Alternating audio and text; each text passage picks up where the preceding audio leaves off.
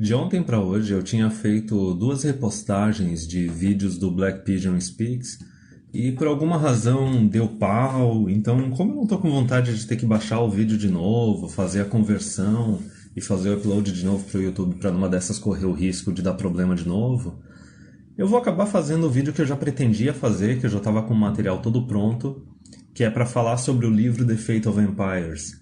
Eu fiz uma repostagem também de uma tradução que fizeram de um vídeo do Naked Ape. O cara nem é MGTOW nem nada disso, só que ele fez um vídeo muito resumido, de menos de 15 minutos, explicando um monte de problema que tem na sociedade hoje em dia por causa do comportamento feminino e por causa da participação delas na política.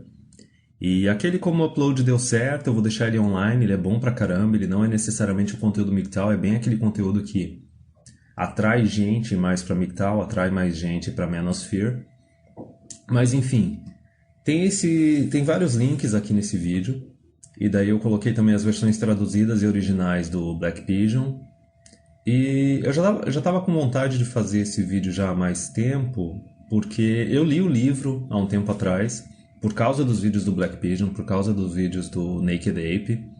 Eu tinha separado já umas imagens assim para passar alguns parágrafos bem interessantes comparando com a nossa sociedade atual e o que ele explica no livro dele.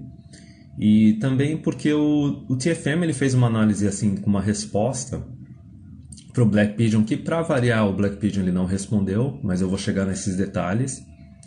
Então assim, o negócio é o seguinte, a gente tem esse autor, o John Bagot Glubb, é um cara lá da virada do século XIX para o século XX, o cara que participou do Império Britânico, era do exército, e daí ele saía viajando para as missões dele, assim, passava anos fora do país de origem dele, só que daí ele, a segunda formação dele, além de militar, era historiador.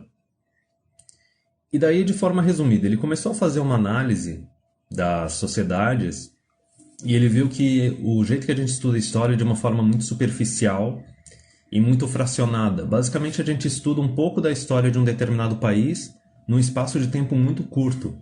A gente não vê como é que foi a ascensão e o colapso desse país. A gente não vê qual é a sociedade que existia antes de ter a ascensão desse país e qual a sociedade que surgiu depois, porque basicamente é um ciclo que, assim, uma sociedade tem a sua ascensão, o seu ápice, a sua queda, aí vem uma outra e toma um lugar. É como se no cenário mundial sempre existisse um império, ou mais de um império, assim, uns 2, 3 impérios que competem entre si. Para quem lê Chomsky, tu vê que assim, no período pós-guerra a gente teve como se fossem assim, uns 3 impérios diferentes. Assim, o Império Norte-Americano, né, com os Estados Unidos ali dominando a América, o Império Europeu, com a Europa dominando a África, e daí a gente tinha o Império Asiático, que era mais ou menos assim, o Japão dominando a Ásia. Lógico que em cada uma dessas regiões ainda existiam alguns conflitos internos, por exemplo, da Europa com a União Soviética, só que a União Soviética não estava se expandindo tanto. Na Ásia também teve o Japão um conflito com a China, mas enfim.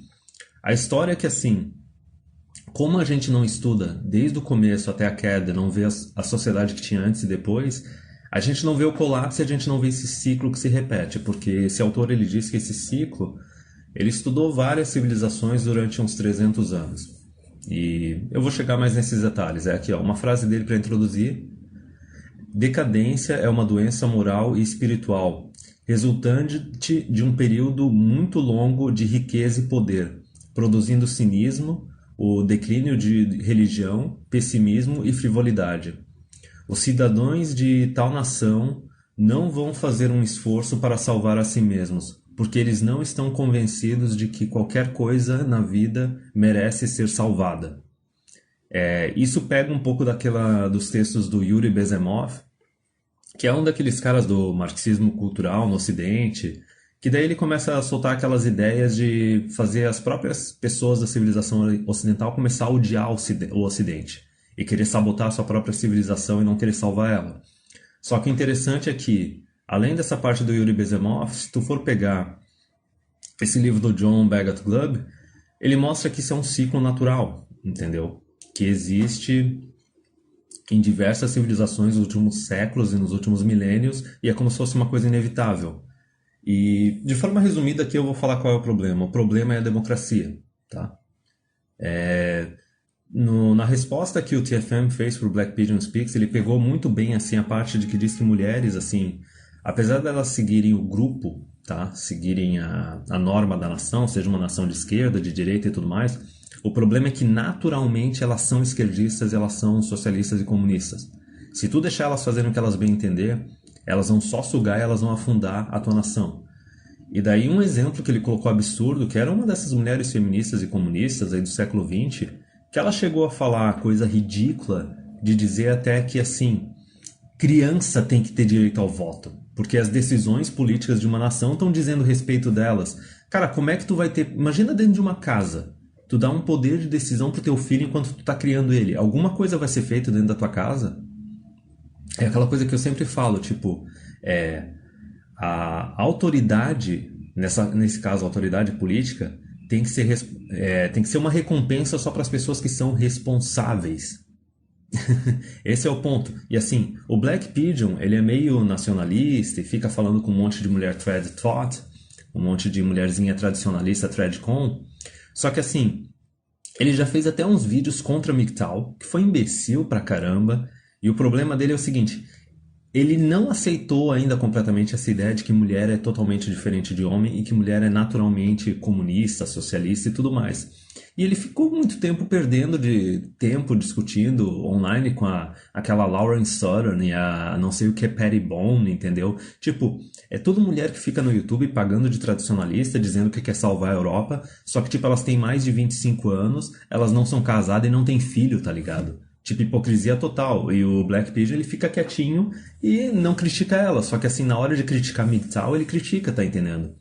Porque ele tem aquela visão tradicionalista e nacionalista de que achar que assim, ó, pra ele se sacrificar pela nação dele, sustentar uma mulher e sustentar criança só pra propagar a nação dele e não receber nada em troca, tipo, pra ele isso é válido. E ele acha automaticamente que pra todo homem isso tem que ser válido. Não, cara, vai tomar no cu, entendeu? Se tu quer que o homem seja responsável pela mulher e pelos filhos, tu tem que dar autoridade dele sobre a mulher e sobre os filhos. Isso acontece em qualquer esfera. Como é que, por exemplo, um professor vai ser responsável pelos alunos na sala de aula se ele não tiver autoridade sobre os alunos? Tá? Como é que numa empresa tu vai ser um gerente e tu vai ser responsável pelos teus funcionários, só que assim, tu não vai ter autoridade sobre eles?